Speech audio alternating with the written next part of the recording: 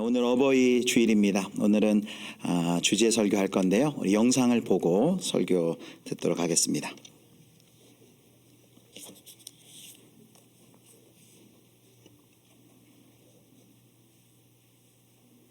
네, 영상부터 먼저 보겠습니다. 예.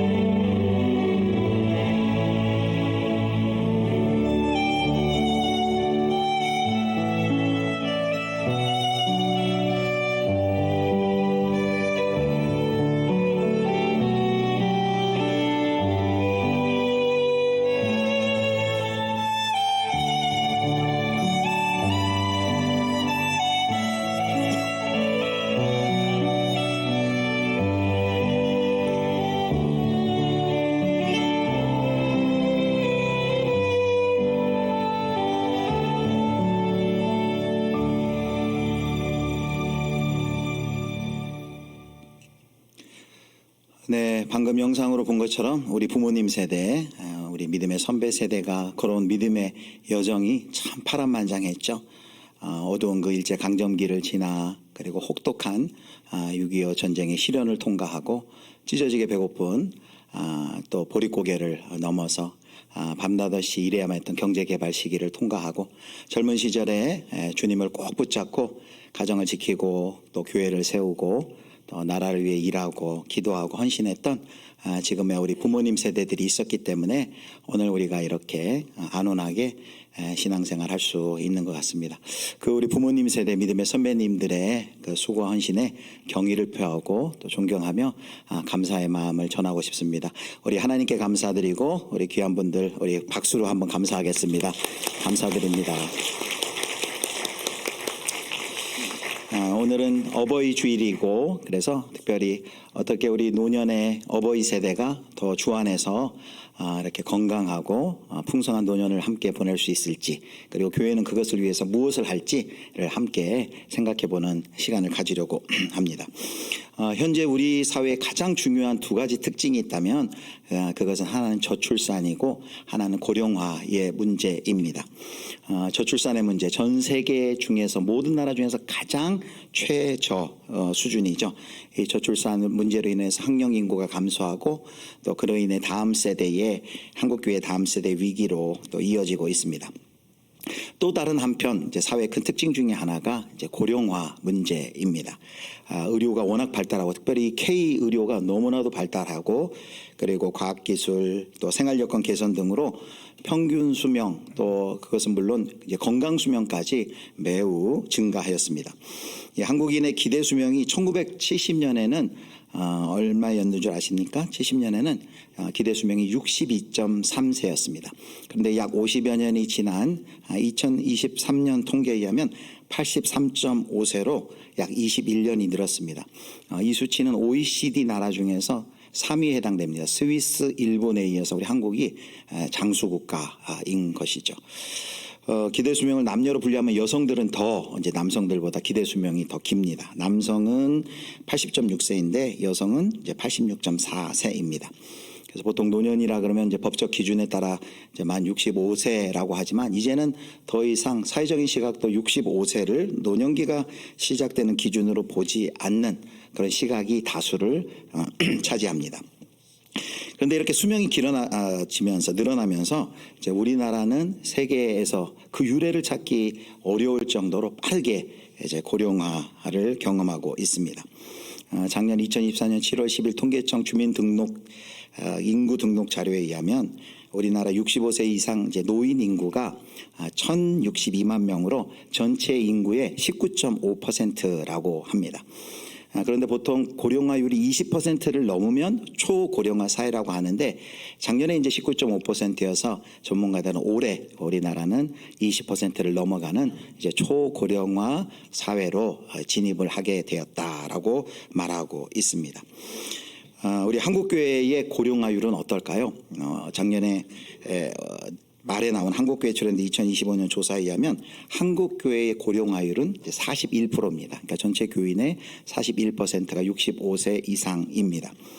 이 통계는 통계청에서 낸 자료에서 2050년 우리 한국 사회의 고령화율과 같습니다.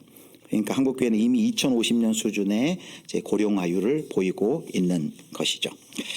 그런데 이제 지금의 고령화 양상은 이전 세대와는 매우 다른 양상을 보이고 있습니다. 이제 우리 사회는 머지않아서 6.25 직후에 태어난 보통 베이비붐 세대라 하는데 1차 베이비붐 세대 1955년부터 1963년생이 포함된 1차 베이비붐 세대와 그리고 64년생부터 74년생이 포함된 이제 2차 베이비붐 세대가 이제 노년 인구 노년에 진입하게 되는데 이제 그때를 그 숫자도 엄청나고 이제 신노년 시대라고 그렇게 말을 합니다. 이 시기에 특징이 있는데 이 베이비붐 세대를 가리켜 이제 흔히들 이렇게 이야기를 합니다. 노령에 진입하는 이 세대를 보여주실까요? 액티브 시니어라고 이제 사회에서는 이야기합니다. 활동적인 노화를 영위하는 노년 세대다라는 그런 의미입니다. 이전 세대의 노년보다 훨씬 더 건강하고 그리고 활동적이고 생산적인 욕구가 높고 또 사회봉사나 사회적인 참여를 하길 원하시는 세대죠. 그리고 이 세대의 학력은 전 세계 중 노년 인구 중에 가장 높은 학력 수준을 보이고 있습니다. 그래서 이 베이비붐 세대가 이제 노년층에 이제 계속해서 진입하고 있는데요. 이제 이런 진입은 앞으로 엄청난 이제 사회 변화를 가져올 것으로 전망하고 있습니다. 자, 그래서 이렇게 고령화 시대에 이미 이제 올해 진입을 하고 교회는 그것보다 더 높은 고령화율을 보이고 있는 이때 이제 한국교회 가운데 큰 이제 과제가 주어진 것이죠. 아주 중요한 큰 과제를 안게 되었습니다. 그것은 뭘까요? 어떻게 교회는 이 고령화 사회 속에서 여전히 활력을 잃지 않으며 계속해서 성장하고 부흥해 나갈 수 있는가라는 문제입니다. 그래서 이미 사회는 이 세상은 그 고령화 사회에 대한 대책을 이미 다 내놓고 있고 진행을 하고 있습니다. 세계보건기구 WHO에서는 고령 친화 도시와 지역 사회를 바로 고령화 사회에 대한 모델로 제시를 했습니다. 그래서 전 세계 도시와 지역사회 보급하는 운동을 2010년부터 시작을 했어요. 그래서 그 네트워크를 만들었고 그래서 전 세계 2024년 6월 기준으로 53개국 1606개 지자체가 거기에 가입이 돼 있고 우리 한국에서는 2016년에 이제 서울이 처음 가입하면서 작년 현재 우리 지자체 중에 59개 지자체가 이 글로벌 네트워크에 가입이 되어 있습니다. 또 우리나라 국회에서는 2023년도 12월에 국회 본회의를 통과한 노인복지법 일부 개정 법률 법안에 지방자치단체 단위로 고령화에 체계적으로 대응하기 위한 고령 친화 도시를 지정하는 제도를 포함하는 그 조항을 개정을 했습니다. 그래서 이 법률안을 토대로 이제 지자체를 중심으로 이제 고령 친화 환경 조성이 본격적으로 이제 진행이 되고 있습니다. 그러니까 이 고령 친화 도시는 이제 사회적인 시대적인 대세가 되었어요. 여기에는 뭐 여러 가지가 포함됩니다. 뭐 교통, 주거, 지역 사회 지원, 건강 서비스, 시민 참여, 고용 등 다양한 주제가 포함되어 있어요. 자, 그렇다면 사회보다도 고령화율이 더 높은 우리 교회는 어떻게 준비하고 있을까요? 교회도 전문가들은 사회가 고령 친화 사회로 지금 나아가는 것처럼 교회도 고령 친화 교회로 가야 한다라고 전문가들은 말합니다. 고령 친화 교회의 뜻은 이런 뜻입니다. 보여주실까요? 제가 읽겠습니다. 고령 친화 교회란 아무리 나이가 들더라도 소외되거나 배제됨 없이 시니어들이 자신의 역량을 최대한 발휘해 남은 삶을 활력과 소명으로 살아갈 수 있는 여건과 지원 체계를 갖춘 교회를 말한다. 바로 이 고령 친화 교회의 뜻입니다. 그래서 교회는 이제 앞으로 고령화 시대에 고령 친화적인 목회를 해야 되고 고령 친화 교회라고 하는 새 부대에 우리 노년 사역, 시니어 사역을 담아야 한다는 것이 전문가들의 중요한 견해입니다. 바로 그렇게 할 때 우리 교회가 고령화 속에서도 계속해서 그 활력을 잃지 아니하고 계속해서 부흥하고 성장해 나갈 수 있다는 것이죠. 특별히 지금의 시니어 세대, 지금의 노년 세대는 이미 7, 80년대 한국교회 부흥을 견인하고 경험했던 세대입니다. 그리고 고난의 시절을 통과했던 그 고난을 통과했던 그 영성이 깊은 세대고 어떤 세대보다도 헌신적이고 충성된 세대입니다. 바로 이런 세대가 이런 노년 세대가 바로 이런 고령 친화 교회의 이런 정책들을 통하여서 더 잘 세워질 때 한국 교회는 이것이 위기가 아니라 앞으로 이거는 기회적 좋은 도전적 기회가 될 것이다라는 이야기죠. 저도 이렇게 설교를 준비하면서 우리 교회도 고령 친화 교회로 나아가야 되겠구나. 사실 이렇게 우리 샬롬 어르신들 점심에 식사하러 가려면 우리 엘리베이터도 없고 이제 건물도 많이 낡아서 이제 계단을 오르내리는 쩔뚝거리는 모습을 볼 때마다 참 마음이 많이 아픈데 우리 교회도 시설뿐만 아니라 여러 가지 교회의 목회적 방향이나 또 중요한 목회적 이런 사역들 가운데 이런 고령 친화적인 교회로 나아가기 위한 준비를 우리도 계속해서 해 나아가야 합니다. 자, 이렇게 초고령 사회 진입을 앞두고 고령 친화 교회와 같은 이제 목회적 변화가 필요하다라는 것은 이제 모두가 다 공감을 하고 있습니다. 그래서 최근에 이 한국교회 동향을 보면 이 시니어 사역에 굉장한 관심들을 많이 가지고 있습니다. 매년 연말에 이제 다음에 한 해를 내다보는 그 한국교회 트렌드라는 10가지 주제를 다루는 책들이 발간이 되는데 2023년 한국교회 트렌드에는 10가지 주제 중에서 목회자들 사이에 가장 큰 반응이 컸던 주제가 바로 아까 얘기했던 액티브 시니어, 바로 그 활동적 노년 세대에 관한 것이었습니다. 그리고 올해 2025년 10가지 주제 중에는 시니어 미니스트리라는 그 고령 사역, 고령 성도 사역이 포함되어 있습니다.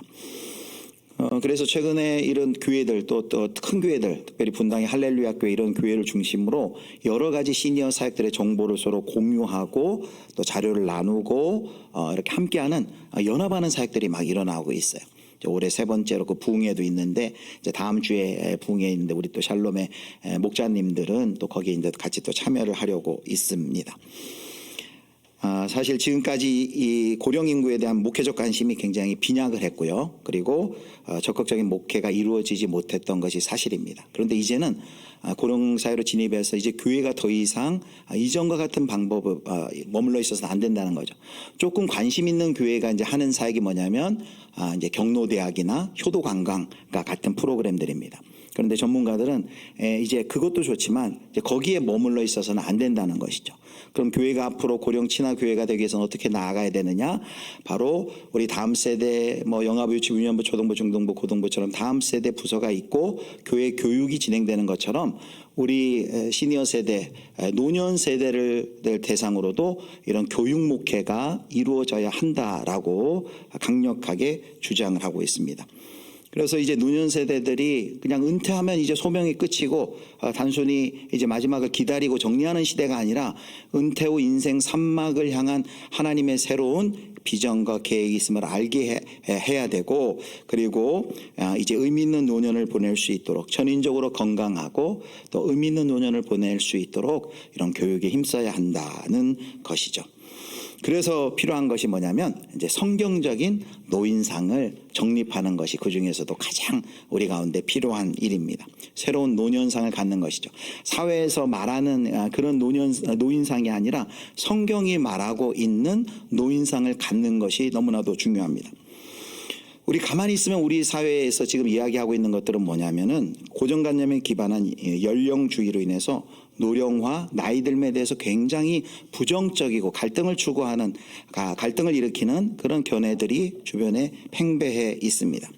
그냥 노년을 단순히 생산성이나 효율성이 떨어지는 퇴락한 시기로 그냥 치부해 버리는 것이죠. 하지만 성경은 나이 들음에 대해서 나이 들어감을 부정적으로 보지 않습니다.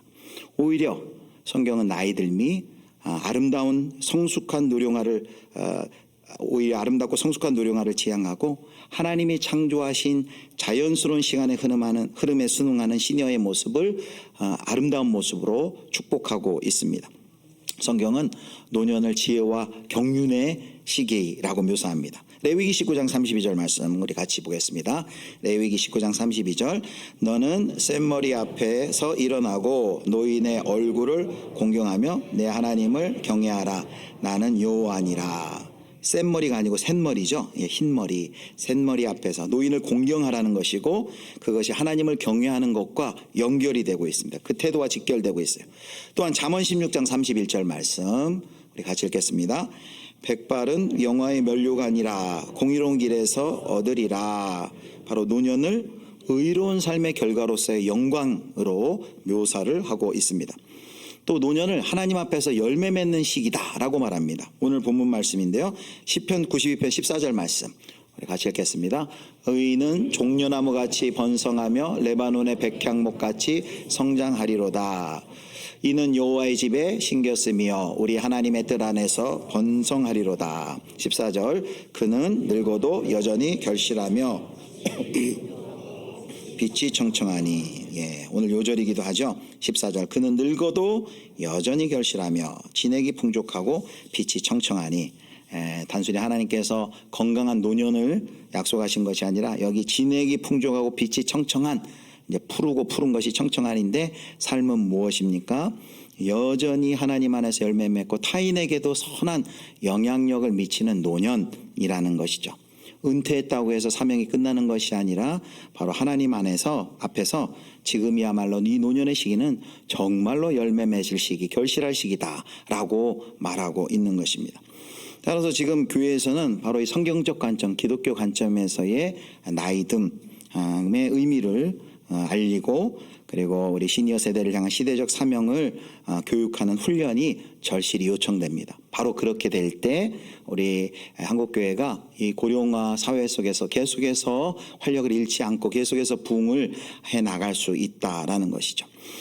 자, 그래서 성경적인 노인관이 중요한데요. 오늘은 어버이 주일을 맞이해서 우리가 다 지금 이제 노년의 세대에 계신 분이 있고 앞으로 미래 노년의 세대를 살아가실 분들이 여기 다 있습니다. 그래서 우리는 어떻게 성경적인 노년상을 가져야 할지, 그것은 당장 지금 노년의 삶을 통과하는 분만이 아니라 지금 사실 사회 속에서 부정적인 영향을 받고 있는 이제 곧 노년이 될 30대, 40대, 50대, 60대 분들도 이것을 미리 우리가 알고 그 준비를 해야 합니다. 자, 4가지 성경적 노년상 오늘 알아볼 텐데, 자, 첫 번째입니다. 우리 첫 번째를 같이 함께 읽겠습니다.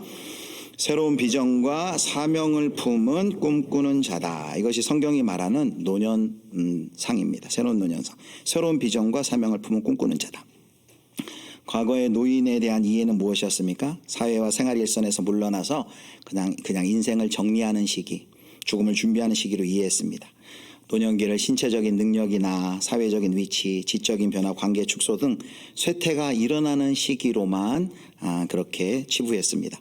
그러나 이제 기대 수명이 늘어나면서 노년기가 아니라 또 하나의 노년기는 또 하나의 새로운 인생 시기가 되었습니다. 은퇴한 이후에도 이제 20년을 살지 30년을 살지 모릅니다. 그래서 보통 이제 은퇴 후를 인생 3막이라 하죠. 인생 1막은 무엇입니까? 이제 태어나서부터 한 30세까지 자신의 삶을 준비하고 이제 자신의 길을 찾는 과정이 인생의 1막이죠. 인생의 2막이라면 이제 직장에서 여러 가지 자신의 분야에서 열심히 일하고 이제 가정도 꾸리고 가정도 세우고 교회에서는 또 직분을 맡아 열심히 일하는 시기. 교회에서 한 65세, 70세 정도까지 은퇴하기 전까지를 2막이라 할 수 있습니다. 그리고 이제 인생의 3막. 은퇴한 후에 사회나 교회에서 은퇴한 후에 이제 인생의 3막이 시작이 되는 것이죠. 그런데 그렇게 노년 인생의 3막에 대해서 성경이 뭐라고 말합니까? 자, 요엘서 2장 28절. 우리 요엘서 2장 28절 같이 읽겠습니다. 그 후에 내가 내 영을 만민에게 부어주리니 너희 자녀들이 장래일을 말할 것이며 너희 늙은이는 꿈을 꾸며 너희 젊은이는 이상을 볼 것이며. 자, 너희 늙은이는 꿈을 꾸며, 세번역 성경은 노인들은 꿈을 꾸고 너희 노인들은 꿈을 꾸고 라고 되어 있습니다. 성경 속에서도 꿈꾸는 노인들이 많았죠. 아브라함은 갈대아우르에서 75세의 부름을 받았어요. 그리고 모세는 80세의 출애굽의 사명을 하나님께로 받았습니다. 그리고 갈렙은 85세에 이산지를 내게 주옵소서 여호수아에게 그 하나님이 주신 말씀을 붙들고 나아간 것이죠. 그래서 이 인생의 3막은 정리하는 시기가 아니라 주님께서 주시는 새로운 사명과 비전을 붙들고 나아가는 시기라는 것이죠. 은퇴하면 끝이 아니라 더 이상 이제 인생의 정리의 시기가 아니라 세 번째 인생, 새로운 인생이 우리 앞에 하나님께서 우리 가운데 펼쳐 주신다는 것이죠. 그래서 여기 노인들이 꿈을 꾼다는 말은 무슨 말입니까? 우리 노년 세대 이제 얼마 하나님 앞에 남아있는지는 모르지만 그 세대 그 시기가 하나님이 아직도 가야 할 남은 시간이 그냥 단순히 아무 생각이 없이 그냥 단순히 정리하는 그런 시기가 아니라 하나님이 주신 그 사명을 하나님의 시간이 되도록 그 시기를 끝까지 잘 준비하고 달려가야 할 시기인 것이죠. 여러분, 우리는 건강이 나빠서 하나님 불러가는 게 아니에요. 우리의 사명이 다하면 그때 불러가는 것이죠. 우리가 생명이 있는 한 뭘 보여주는 겁니까? 아직 내게 사명이 있다는 걸 보여주는 것이죠. 노년의 시기에도 너희 노인들은 꿈을 꿀 것이요 하나님의 비전과 하나님의 사명이 있다는 것을 알아야 되는 것. 이것이 바로 첫 번째 성경적 노인상입니다. 오늘 이 자리에 참석한 우리 노년 세대 여러분, 그리고 미래 노년 세대가 되실 우리 성도 여러분, 꿈꾸는 노년, 새로운 꿈꾸는 인생 3막 사시기를 주님의 이름으로 축복합니다. 자, 두 번째 새로운 노년상 두 번째 같이 읽겠습니다. 하나님과 사랑의 깊은 교제를 누리는 영성가이다.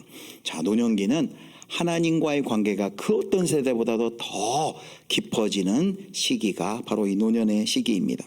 현재 지금 노년 세대 대부분은 우리 한국교회사에서 2세대나 3세대들이십니다. 이 기독교 신앙을 1세대로부터 받아서 후대에게 계속해서 계승하고 전승하는 역할을 했는데, 특별히 아까 영상에도 본 것지만 일제시대부터 6.25도 보릿고개를 통과하는 그 고난의 시간을 통과하면서 믿음을 지켜낸 세대들입니다. 그래서 그 힘든 시기를 통과하면서 신앙의 뿌리가 아주 깊어졌어요. 노년의 시기에 웬만한 유혹, 웬만한 시험 가지고는 결코 흔들리지 않습니다. 젊을 때는 어떻습니까? 자그마한 유혹에도 쉽게 바람에 흩날리는 갈대처럼 막 흔들리지 않아요. 그런데 노년에는 그런 거에 휘둘리지 않습니다. 깊게 뿌리가 내려있기 때문에 종려나무와 같이 깊게 뿌리 내려도 흔들리지 않는 것이죠. 눈이 오나 비가 오나 눈이 오나 바람이 부나 상황에 상관하지 않고, 그리고 우리 교회에서도 그런 걸 확인해요. 우리 어르신들 보면 기도의 자리 계속해서 그 자리를 지키는 것입니다. 예배의 자리 계속해서 그 자리를 지켜요. 책임을 맡으면 그 자리를 끝까지 감당해요. 이게 바로 노년 세대의 저력이에요. 젊은 세대는 할래 하기가 쉽지 않아요. 하다가도 불규칙하고, 그래서 그 우리가 이제 염려하기도 하고. 그러나 노년 세대는 그 모든 오랜 시간을 통과하면서 하나님과 깊이 교제함으로 얻게 되는, 누리게 되는 그 영성의 경건의 힘이 있습니다. 그리고 그 노년에 더 하나님과 깊이 교제하는 시기가 바로 이 노년의 시기라는 것이죠. 무기력한 노년기가 아니라 하나님과 더욱더 깊은 사랑의 깊은 교제를 하는 시기가 바로 성경적 노인과 아니고 노년의 시대라는 것이죠. 우리 오늘 예배 참석하신 노년의 세대 또 장래 미래의 노년 세대가 되실 우리 모든 성도 여러분, 하나님과 깊은 사랑의 교제를 나누시는 귀한 노년이 되시기를 주님의 이름으로 축원합니다. 자, 세 번째 노년상 같이 읽겠습니다. 신앙의 유산, 인생의 경륜을 흘려보내는 전달자, 바로 이 전달자의 역할을 합니다. 노년에 가장 고귀한 귀한 사명이 있다면 전달자의 역할을 하는 것입니다.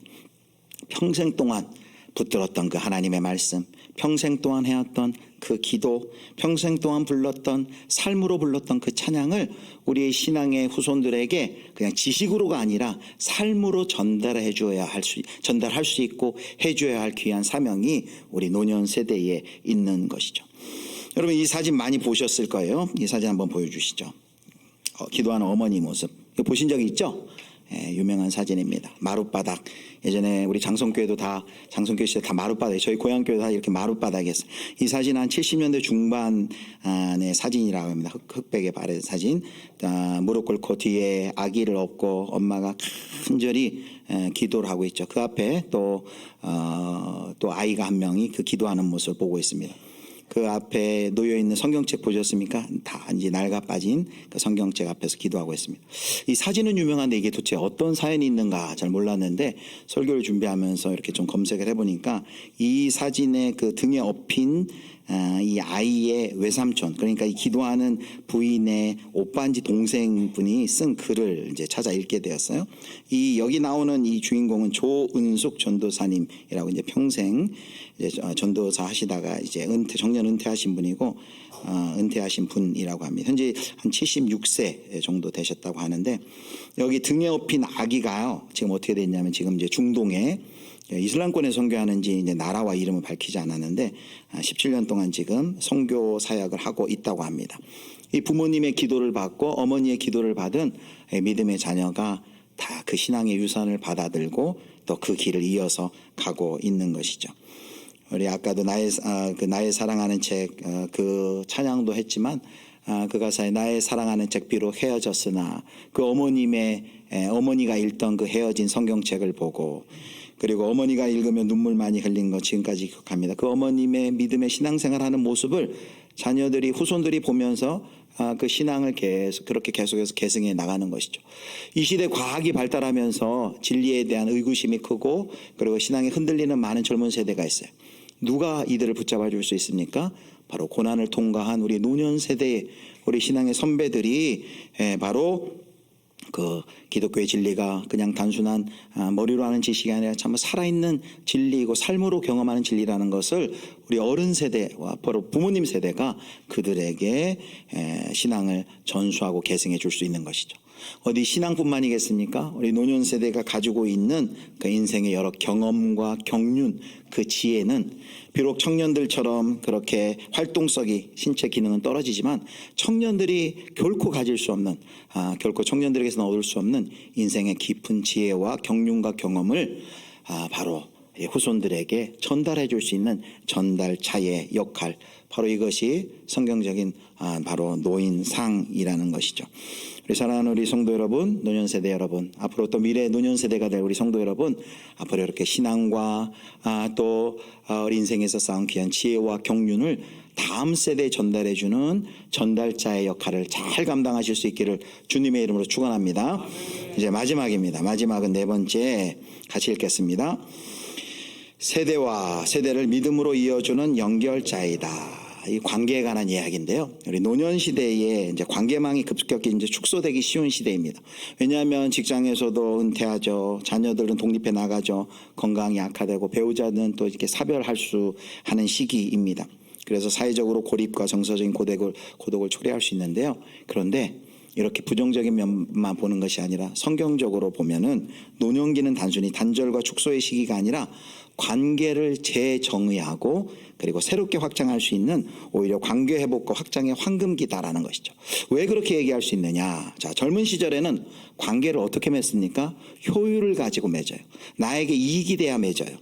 그런데 이제는 그렇게 계산하지 않고도 관계할 수 있는 자유가 노년 세대는 있습니다. 더 이상 경쟁하지도 않아도 되기 때문에 더욱더 진솔한 관계를 맺을 수 있는 시기입니다. 노년 세대가 가지고 있는 그 관계적 자산이 있습니다. 지혜, 인내, 경험, 관용, 이것은 개인을 넘어 교회와 사회에 꼭 필요한 자산인 것이죠. 그래서 우리 노년 세대는 넓은 품을 가지고 있어요. 모든 세대를 아우를 수 있어요. 가장 나이 어린 우리 손주들, 어린이들을 아우르고 그들에게 신앙 이야기를 들려줄 수 있어요. 젊은 청년들, 젊은 부부들을 향해 자신의 살아온 이야기를 해 주실 수 있습니다. 또 교회의 중장년층을 향해서 그들을 격려해 줄 수 있습니다. 교회의 기도의 자리에서 중보기도 하며 교회를 위해서 헌신할 수 있습니다. 넓은 품으로 온 세대를 품고 이어줄 수 있는 바로 노년 세대가 바로 축복의 세대라는 것이죠. 온 세대를 다 이어주고 가슴으로 안을 수 있는 세대가 바로 우리 노년 세대인 것입니다. 사랑하는 우리 성도 여러분, 세대와 세대를 믿음으로 이어주는 넓은 품을 가진 그런 연결하는 이 귀한 사역을 감당하는 우리 노년 세대, 그리고 우리 장래 미래 노년 세대 되실 수 있기를 주님의 이름으로 축복합니다. 이렇게 네 가지를 이야기했죠. 우리 네 가지 한번 정리해 볼까요? 자, 네 가지. 자, 새로운 노년성 네 가지 같이 읽겠습니다. 새로운 비전과 사명을 품은 꿈꾸는 자, 꿈꾸는 노년. 두 번째, 하나님과 사랑의 깊은 교제를 누리는 영성과 경건한 노년. 세 번째, 신앙의 유산, 인생의 경륜을 흘려보내주는 전달자가 되는 노년. 네 번째, 세대와 세대를 믿음으로 이어주는 연결자, 너른 품으로 믿음으로 이어주는 연결자의 사명. 이 네 가지를 살펴봤어요. 더 있지만 오늘은 이 네 가지를 살펴봤는데요. 그래서 우리 예수비전교회에서도 이런 교회로 아까 고령친화교회가 돼야 된다. 그래서 그 첫 발걸음을 저는 우리 샬롬 아카데미에서부터 시작을 했습니다. 이제 작년 2024년 봄학기부터 우리 교회에 이제 새로운 이런 노년 목회 비전을 품고 새로운 노년 신앙교육 과정을 도입했는데, 그게 아까 영상으로 본 유바디 교육목회연구소에서 진행하는 이제 꿈꾸는 산막이라는 교육 목회 프로그램입니다. 그래서 앞에 이제 우리가 살펴본 네 가지를 비롯해 거기에 추가해서 더 이제 6가지 아주 중요한 주제들을 배우고 있어요. 이번 학기에는 이제 비전이라는 주제를 배우는데 그 6가지 주제가 나와 있는 사진 보여주시겠습니까? 6가지 주제는 이것입니다. 비전. 그래서 새로운 인생을 준비하는 노인들은 꿈꿀 것이요, 어떻게 하나님이 비전과 꿈을 우리 노년의 세대의 꿈을 꿀 것인가를 살펴보는 비전. 또 영성, 하나님과 깊은 사랑의 관계를 맺는 영성. 그리고 지성, 하나님 나라를 깊이 탐험하고 통찰하는 지혜자로서. 그리고 관계, 전 세대를 믿음으로 연결하는 넓은 품, 아까 우리가 살펴봤죠. 그리고 영향력, 전달하고 연결하는 우리 노년에는 아주 귀한 영향력이 있습니다. 인생의 경륜을 흘려보내는 영향력. 또 건강, 단순히 몸만이 아니라 마음과 생활을 건강하게 관리하는 청지기로서의 노년. 이 6가지 주제를 가지고 매 학기마다 금요일에 모여서 같이 샬롬 아카데미를 진행하고 있습니다. 우리 엊그제 금요일에도 모였는데요. 우리 샬롬 아카데미 어떻게 진행되는지 모르시는 분들도 많을 거예요. 그래서 이렇게 이제 짧게 영상을 이제 간략히 찍어서 스케치를 해봤습니다. 그 영상 한번 보겠습니다.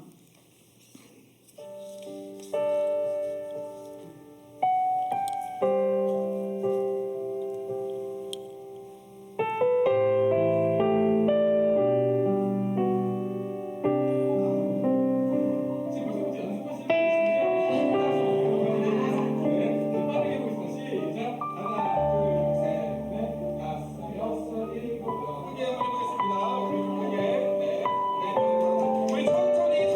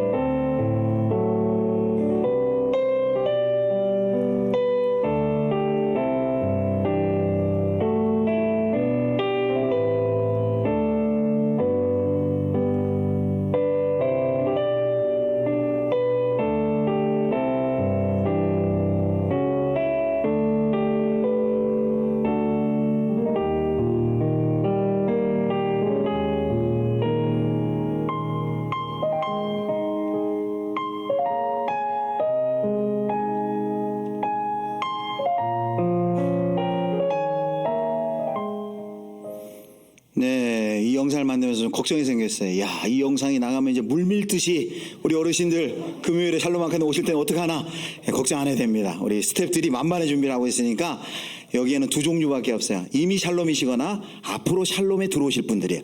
그렇죠? 앞으로 다 이 70세 안 되실 분들이 없어요. 그래서 우리 이미 만 70세가 넘으신 분들은 금요일 10시 반 또 200회로 우리 샬롬 아카데미 오셔가지고 함께 꿈꾸는 산막, 꿈꾸는 노년, 우리 성경이 말하는 그럼 참 주 안에서 행복하고 복된 노년을 함께 보내실 수 있기를 축복합니다. 우리 교회가 앞으로도 고령 친화교회 이 시대의 흐름 속에서 우리가 어떻게 더 하나님의 교회로서 더 활기차게 서나갈지 우리 교회가 함께 고민하고 또 공동체가 격려하면서 그 길을 가기를 원합니다. 오늘 시편 말씀에 마치 종려나무처럼 깊이 뿌리내고 흔들리지 않고 노년에도 결실 열매 맺는 노년, 그리고 빛이 청청하여 많은 다른 후손들에게 사람들에게도 귀한 영향력을 흘려보내는 그런 노년을 하나님께서 우리에게 약속하셨습니다.